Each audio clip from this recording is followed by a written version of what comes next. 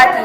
حضرت آدم علیہ السلام کو معراج نصیب ہوئی تو اسی دھرتی پر. حضرت نوح علیہ السلام کو معراج نصیب ہوئی تو اسی دھرتی پر. حضرت اسحاق علیہ السلام کو معراج نصیب ہوئی تو اسی دھرتی پر. حضرت اسحاق علیہ السلام کو معراج نصیب ہوئی تو اسی دھرتی پر. حضرت موسیٰ علیہ السلام کو معراج نصیب ہوئی تو اسی دھرتی پر. حضرت عیسیٰ علیہ السلام کو معراج نصیب ہوئی تو اسی دھرتی پر. حضرت یعقوب علیہ السلام کو معراج نصیب ہوئی تو اسی دھرتی پر. حضرت ایوب علیہ السلام کو معراج نصیب ہوئی تو اسی دھرتی پر. حضرت اسماعیل علیہ السلام کو معراج نصیب ہوئی تو اسی دھرتی پر. اللہ تعالیٰ نے جتنے بھی نبی کو معراج عطا کی تو مدینے کی گلیوں میں نہیں, مکہ کی گلیوں میں نہیں, بلکہ غار حرا میں نہیں, بلکہ طائف کے بازار میں نہیں, بلکہ لوح قلم سے بھی آگے, یوں کہے آگے سے بھی آگے اللہ تعالیٰ نے اپنے پیارے حبیب کو وہ نعمتیں عطا کی ہے کہ آج تک کسی کو ملی ہی نہیں, نہ مل سکتی ہے. میرے اسلام کی مقدس شہزادیوں, میں آپ لوگوں کے سامنے ایک واقعہ پیش کرنا چاہتی ہوں کہ یہ ارشاد ہو. اللہ تعالیٰ نے صاف صاف قرآن میں اعلان فرما دیا ہے کہ اسلام کسے کہتے ہیں.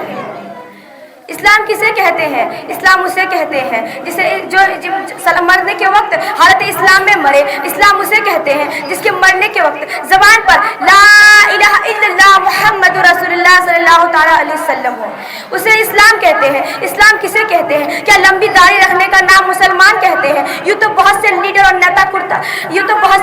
نیتا لمبی داڑھی رکھ لیتے ہیں. کیا کرتا اور پاجامہ پہن لینے کا نام مسلمان کہتے ہیں؟ یوں تو بہت سے قوم میں کرتا اور پاجامہ پہنتے ہوئے نظر آتے ہیں. کیا گوشت کھانے کا نام مسلمان کہتے ہیں؟ یوں سے بہت سے قوم میں گوشت کھاتے ہوئے نظر آتے ہیں. کیا ٹوپی اور پگڑی پہن لینے کا نام مسلمان کہتے ہیں؟ یوں تو بہت سے سادھو اور جوگی بھی لمبی ٹوپی اور پگڑی پہن لیتے ہیں. بلکہ اسلام اسے کہتے ہیں جو حالت اسلام میں مرے. اسلام اسے کہتے ہیں جو اسلام کے لیے اپنا مال دھن من تب سب قربان کر دے. اسلام اسے کہتے ہیں. میرے اسلام کی مقدس شہزادیوں,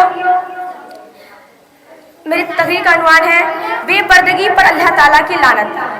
حضور صلی اللہ تعالیٰ علیہ وسلم نے قرآن شریف میں صاف صاف اعلان کر دیا ہے کہ ان عورتوں پر اللہ تعالیٰ کی لعنت ہوتی ہے جو عورتیں مردوں سے مشابہت کرتی ہے, یعنی کہ مردوں کا لباس استعمال کرتی ہے. آج ہماری گھر کی لڑکیاں کو آج دیکھ سکتے ہیں, آج ہماری گھر کی لڑکیاں کس جھٹائی کے ساتھ مردوں کا لباس استعمال کرتی ہے. کپڑے دیکھو تو مردوں کی طرح, بال دیکھو تو مردوں کی طرح, شلوار کی جگہ مردوں والا جینس اور پینٹ نظر آتا ہے, سوٹ کی جگہ مردوں والا ٹی شرٹ نظر آتا ہے, سینڈل کی جگہ مردوں والا جوتا نظر آتا ہے. اور اگر حسن اتفاق سے زنانہ لباس جسم پر نظر آتا بھی ہے تو اتنا باریک اور پتلا کہ ماذاللہ سارا جسم ننگا نظر آتا ہے, جسے دیکھ کر انسان تو انسان کیا شیطان بھی شرما جائے.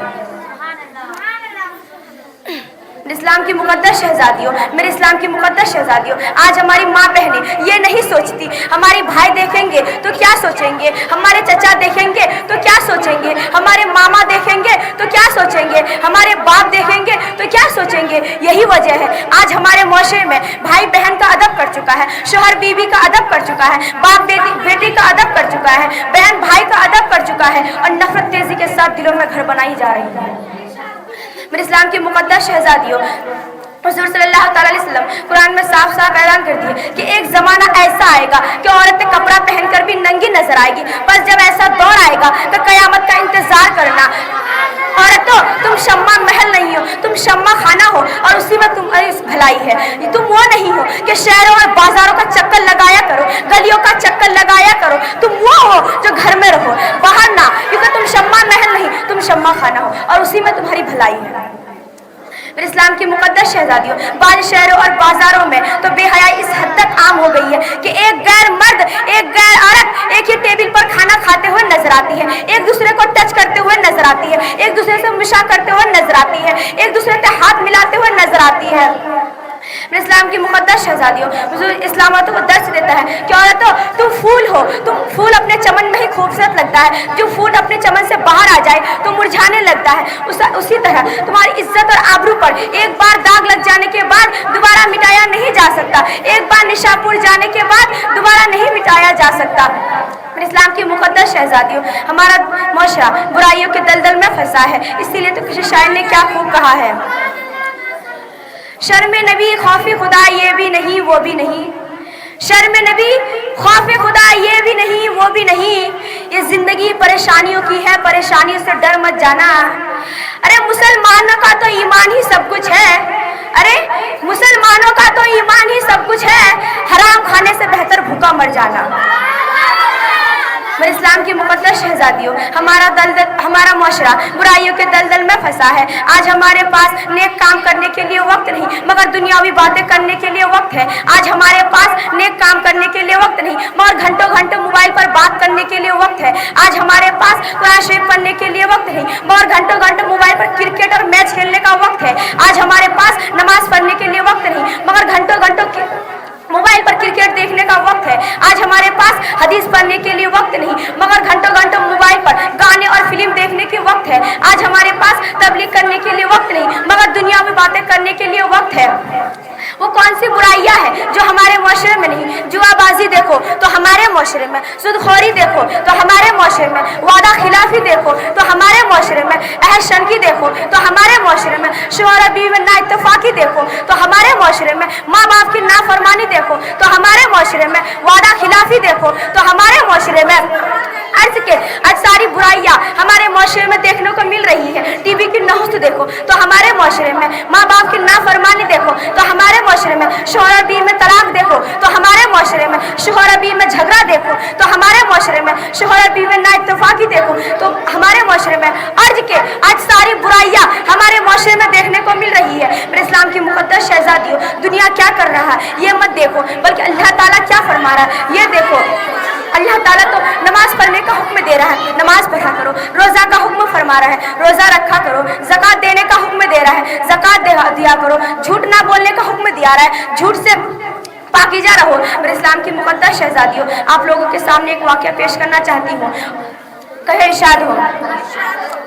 इस्लाम की मुकद्दस शहजादियों, एक गांव में एक शख्स कब्रिस्तान से गुजर रहा था। तभी कब्र से कुछ उसे आवाज़ आती है। वो फिर कब्र के पास पहुंचता है तो देखता है कब्र में कोई लड़की आवाज़ लगा रही है। फिर वो अपने गांव के इमाम के पास जाता है और इमाम से कहता है, इमाम साहब फला जगह फला कब्रिस्तान में कब्र से कुछ आवाज़ें आ रही हैं, आप चलिए तो सही जरा चलकर देखिए तो सही, आखिर इस कब्र में है क्या। इतना कहता है, फिर इमाम साहब कहता है जरा चलकर देखे तो सही, आखिर इस कब्र में है क्या। फिर वो लड़की जब वो कब्र के पास पहुंचता है तो देखता है कि कब्र से कोई लड़की आवाज लगा रही है कि कोई हो मुझे बाहर निकालो, अल्लाह का अज़ाब मुझ पर बर्दाश्त नहीं होता, अल्लाह का अज़ाब बहुत खौफनाक है, मैं नंगी हूँ, कोई हो मुझे बाहर निकालो, कोई कपड़ा दो। इतना सुनता है, फिर वो कब्र में कपड़ा फेंकता है। लड़की कपड़ा पहनती है और फौरन घर में आके दरवाजा बंद कर लेती है।